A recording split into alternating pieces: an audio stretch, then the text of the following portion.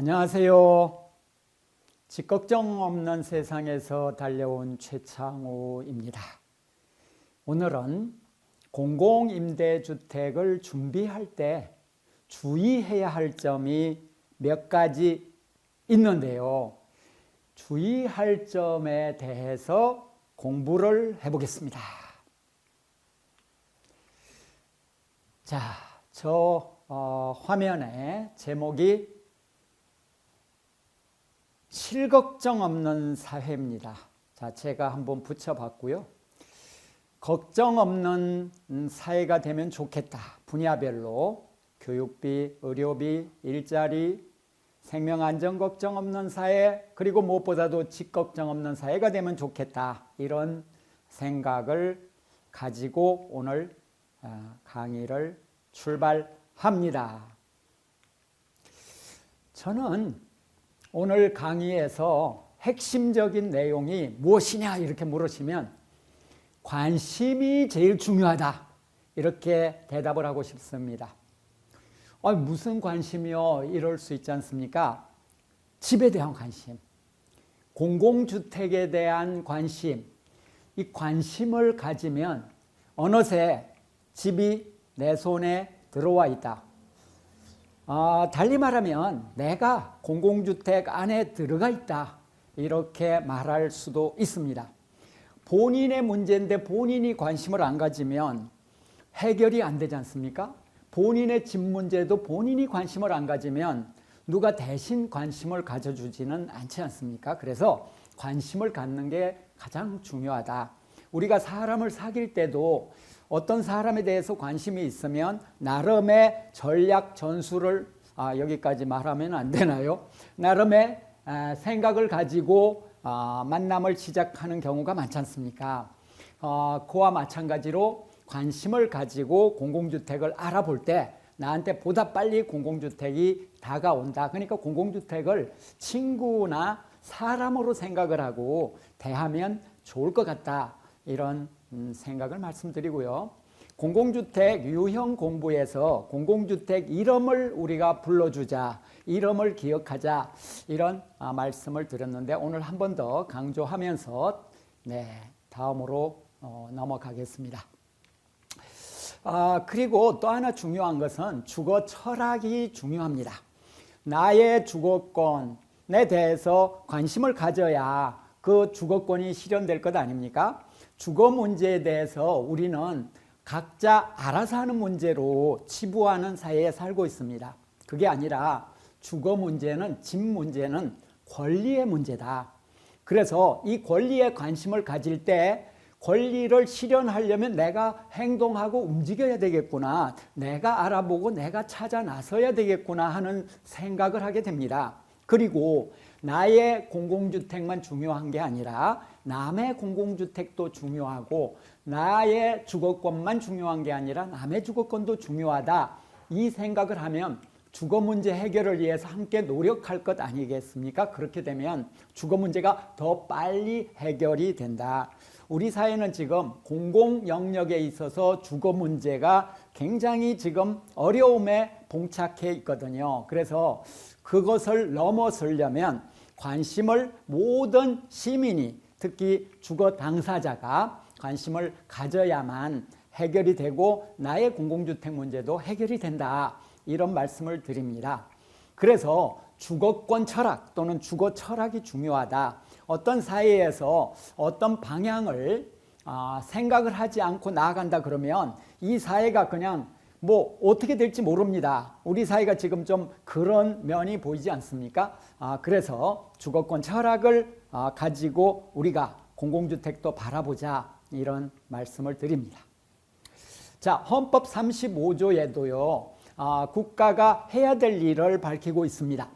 주거 개발 정책 등을 통하여 모든 국민이 쾌적한 주거 생활을 할 수 있도록 국가는 노력해야 된다. 구체적으로 말하면 정부와 국회와 사법부가 노력을 해야 된다는 것이죠. 그런데 한 걸음 더 나아가서 시민 각자가 주거권에, 주거 문제에, 나의 집 문제에, 나의 공공주택 문제에, 우리 이웃의 공공주택 문제에 관심을 가지고 있다면 없는 정보도 찾아볼 것이고, 그리고 제도가 도입되지 않았다면 도입하도록 국회와 정부와 사법부를 압박을 하는 그런 힘으로도 또 힘이 모여질 것 아니겠습니까?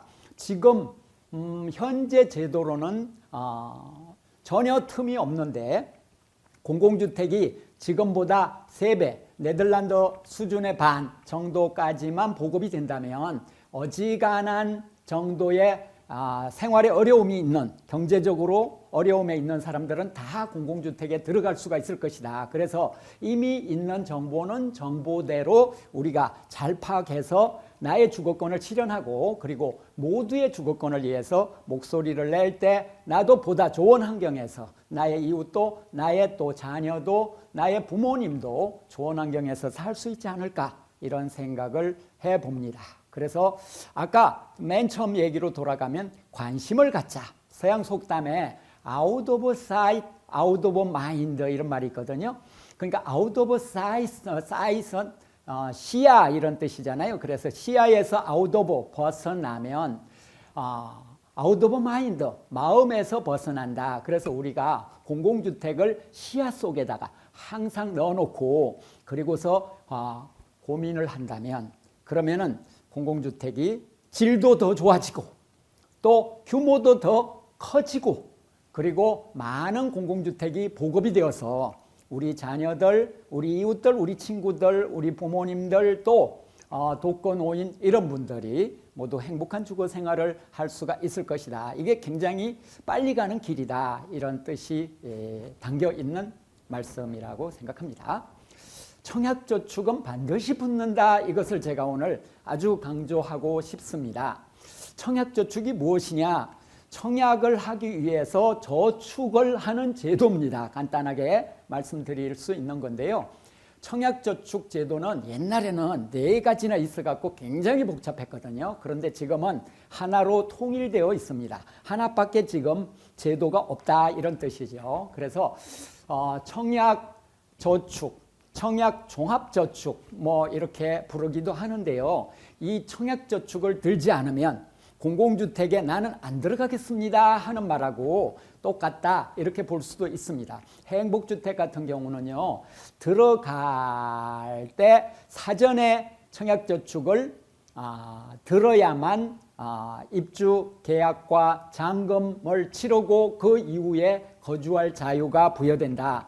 그러니까 그 이전에, 공고 이전에 청약저축을 드는 것을 의무화하지는 않았지만 입주 전에는 청약저축을 들어야만 입주할 수 있도록 이렇게 또 하고 있기도 하거든요.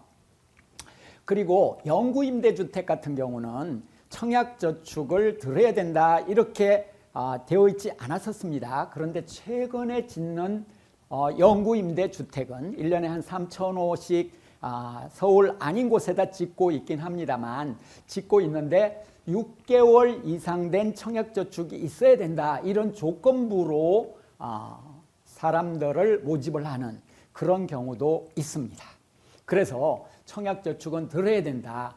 공공주택 유형을 공부를 또 하시면 좋을 것 같은데요. 그 영상도 찍었거든요. 근데 공공주택 유형에 있어서 대부분의 경우 청약저축을 들어야만 들어갈 수 있다, 이렇게 이야기할 수가 있습니다. 그래서 결론적으로 청약저축에 들지 않으면 공공주택에 들어갈 기회가 팍 줄어든다, 이렇게 말할 수 있습니다.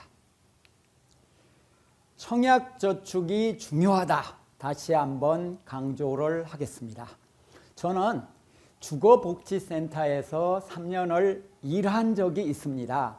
그런데 주거복지센터에 일을 하면서 가장 많이 이야기한 게 청약저축 들으셨어요? 묻는 겁니다. 그리고 들지 않으셨으면 청약저축을 드셔야 합니다, 이렇게 말씀드리는 게 거의 일이었습니다. 청약저축은 이처럼 중요하다. 그러면 청약저축은 최저한으로 부어야 되는 액수가 있고 최대한으로 부을 수 있는 액수가 있습니다. 얼마일까요? 네. 2만 원이라고요. 네. 최저한으로 볼 수 있는 그 액수는 2만 원입니다. 자, 최대한으로 볼 수 있는 액수는요. 10만 원이라고요. 맞습니다. 그러나 또 안 맞을 수도 있습니다. 왜냐하면 50만 원까지 달달이 볼 수 있기 때문이죠. 그런데 실제로 인정받는 건 10만 원까지만 인정받습니다. 나머지는 저축 효과가 있다 이렇게 이야기할 수 있습니다. 자, 그러면 청약저축을 반드시 보여야 되냐? 모든 유형에 꼭 보여야 되는 건 아닐 수는 있는데 한 유형만 생각하고 공공주택을 모색할 수는 없지 않습니까? 모든 유형을 그 나이대에 맞게 또 사회적 조건, 경제적인 조건에 맞게 모색해 볼 수 있는 게 공공주택이거든요. 그것을 감안한다면 청약저축은 무조건 부어야 된다. 3대 원칙이 있는데요. 청약저축은 반드시 붓고, 그리고 쉬지 말고 붓고, 그리고 깨지 말자. 이게 3대 원칙입니다. 자, 부었다 그러면 쉬면 안 됩니다. 쉬면 이제 끊겨버리는 거죠. 그리고 그 다음에 이어서 부으면 그 부분이 거의 공백으로 남습니다. 그리고 또 많은 사람들이 청약저축을 깨버리거든요. 근데 제가 강의하면서 보니까, 제가 강의하는 게 직업이거든요. 근데 강의하면서 보니까 청약저축을 들었던 분들이 5년 됐는데 어제 깼다 막 이러시는 거예요. 그래서 제가 너무 안타깝다 생각을 했습니다. 그런데 그분이 그 다음에 덧붙이는 말은 뭐냐면, 어제 깼는데 그 5년 부은 거는 한 반이라도 인정 안 해주냐? 절대 인정해 주지 않습니다. 그래서 반드시 달달이 부어라. 쉬지 말고 쉬지를 말고 달달이 부어라. 쉬지 말고 쉬지를 말고, 그런 노래도 있지 않습니까? 네, 노래가 오늘 잘 되려고 하네요. 근데 노래방은 아니었어요. 자, 쉬지 말고 붓자. 그 다음에 또 한 가지는 깨지 말자. 근데 깨는 이유가, 청약저축 들어온 지 오래됐지만 공공주택 신청하는데 맨날 떨어지더라, 그 필요도 없더라, 이래서 깨시는 거거든요. 이것은 나에게 맞는 공공주택을 지원하지 않았기 때문에 떨어지는 측면이 굉장히 강합니다. 그래서 나에게 맞는 공공주택을 신청해야 됩니다. 예를 들어서 1인 가구이면서 영구임대를 계속 신청하면 거의 다 떨어지거든요. 그래서 1인 가구라면 영구임대를 그것만 모색을 한다 그러면 떨어질 확률이 아주 높다. 그러면 청약저축 갖고 있다고 해도 계속 떨어진다. 영구임대 모색하면서. 그러면 청약저축은 좀 청약저축 탓이 아닌데 억울하다고 할 수가 있겠죠. 그래서 청약저축이 필요한 주택에 지원을 했어야 되는 부분이겠죠. 네. 그래서 청약저축은 깨지 마라. 그 다음에 공공주택에 들어갔던 분들이 청약저축을 깨는 경우가 많습니다. 깨는 건 왜 깨냐? 목돈이 필요하기 때문이죠. 보증금이요. 그럴 때는 저는 융자해서 써라 이렇게 이야기합니다. 100만 원 청약저축을 부었다 그러면 95만 원을 융자할 수 있습니다. 95%까지 융자할 수 있습니다.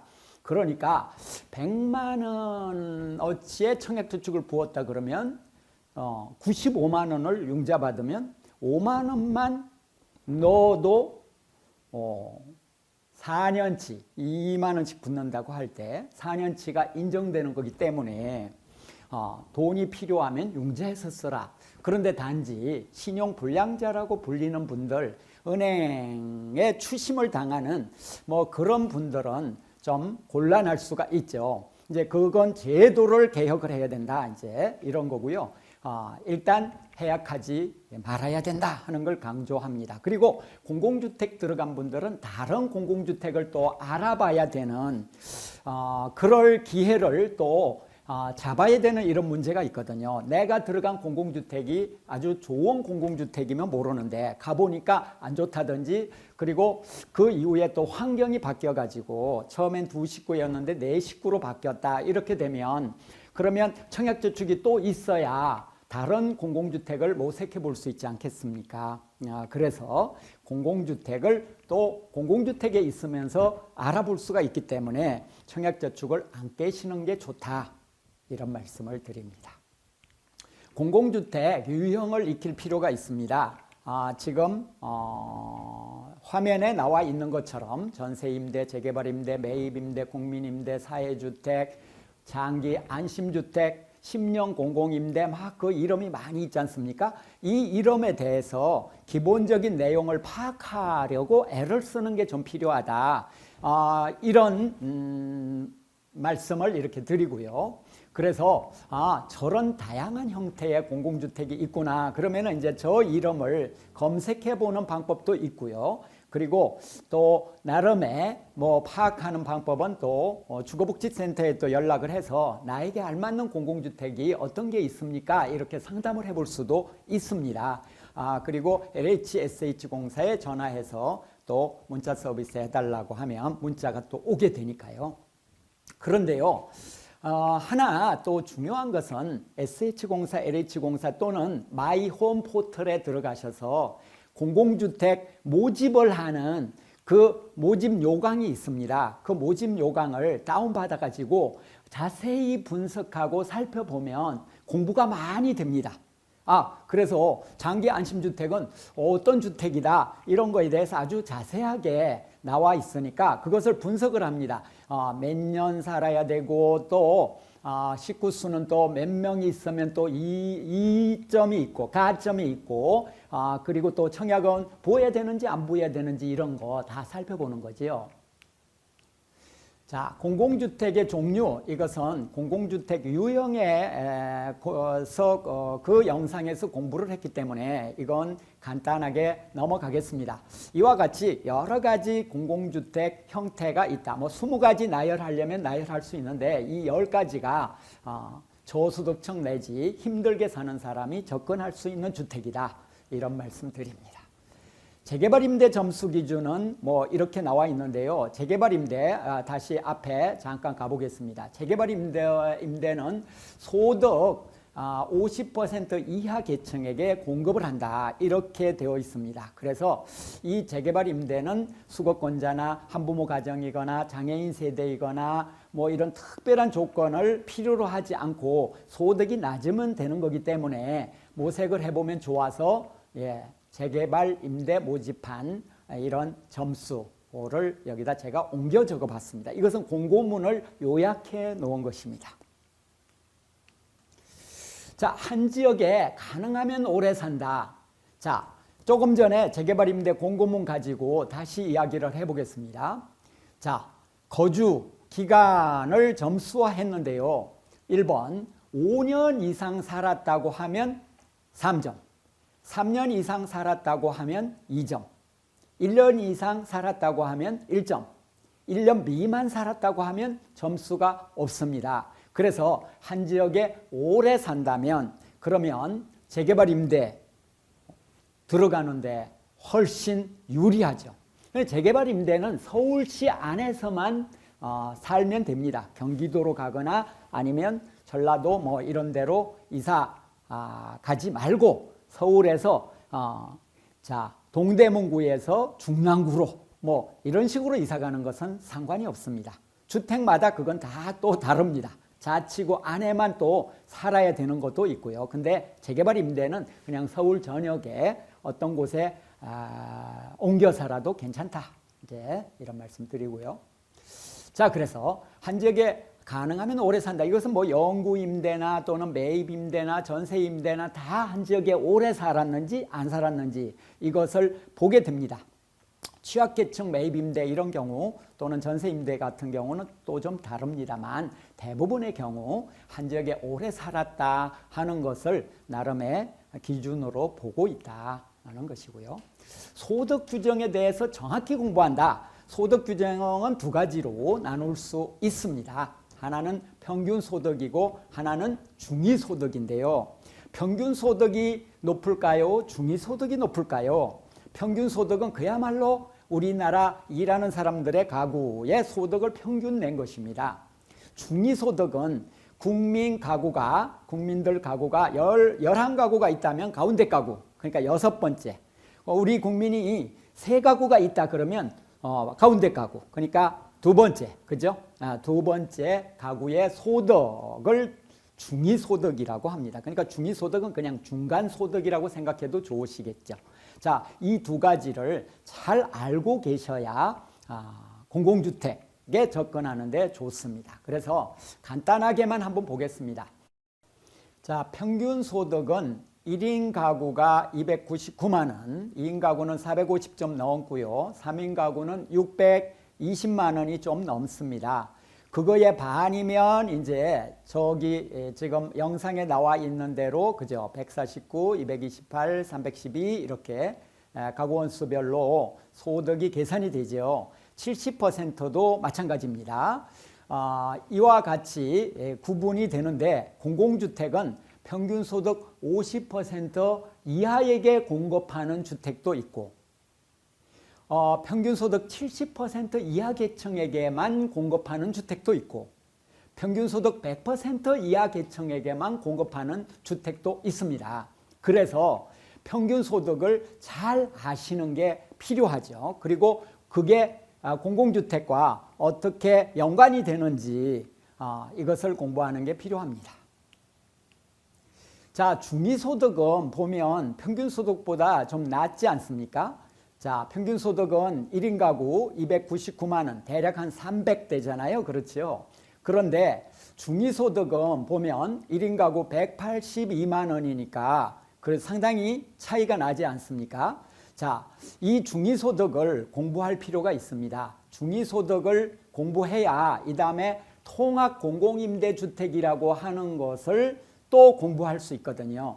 통합공공임대주택 입주할 때는 중위소득으로 앞으로 결정을 하겠다. 이렇게 지금 정부가 예고를 했습니다. 1월 달에 공고가 나올 건데요. 통합공공임대에 있어서는 사회적 배려 계층은 100%, 중위소득 100% 이하, 그 다음에 일반 시민은 150% 이하 이렇게 규정을 합니다. 근데 1인 가구, 2인 가구는 좀씩 할증을 하는 그런 제도인데 어쨌거나 중위소득을 중심으로 통합공공임대는 결정한다. 홍남기 부총리가 엊그제 매년 7만 호씩 공급을 할 것이다. 이렇게 예고를 했습니다. 그러니까 통합공공임대 앞으로 중요한데 그것은 중위소득으로 결정하다 이렇게 보시면 될 것 같습니다. 자, 중위소득 100%는 바로 앞에 보았듯이 이와 같고 자, 할증을 하니까 1인 가구 그죠? 20% 할증한 것입니다. 2인 가구는 10% 할증하니까 저 빨간색으로 그죠? 이렇게 변화가 된 거고요. 3인 가구, 4인 가구는 그대로입니다. 태거 규정에 대해서 공부한다. 이것은 매우 간단합니다. 입주할 때 예를 들어서 소득 상한이 300만 원이었다. 그러면 50%가 더 추가되면 그러면 50%, 300의 50%는 150만 원이죠. 그러면 150을 300에다 얹으면 450이 되지 않습니까? 450 넘으면 퇴거해야 된다. 근데 실제로는요. 한 번 동안은 퇴거를 하지 않고 현재 넘어가고 있습니다. 그런데 대신에 할증료를 상당히 많이 물어야 됩니다. 그러니까 소득 규정을 잘 지키는 게 필요하겠죠. 300에 들어왔으면 300 이하의 소득으로 생활이 유지될 수 있도록 해야 되는데 그렇다고 돈을 더 적게 벌어야 되냐 이제 이런 문제가 발생하죠. 이건 제도적 결함입니다. 이제 그래서 이제 만약에 어떤 사람이 이제 가구원 중에 취업을 해가지고 원래 그 300만 원 한도로 해서 들어왔는데 근데 새로 취업해가지고 400만 원 된다. 350 넘어간다. 이렇게 되면 분가를 하게 하는 게 필요하다. 이렇게 말할 수도 있겠습니다. 나에게 맞는 공공주택을 찾는다. 사회적 배려 계층인가. 그러니까 내가 수급권자인가, 한부모 가정인가, 장애인 세대인가. 이제 이런 어떤 판단을 해보고 그 다음에 가구원 수가 많은가 적은가.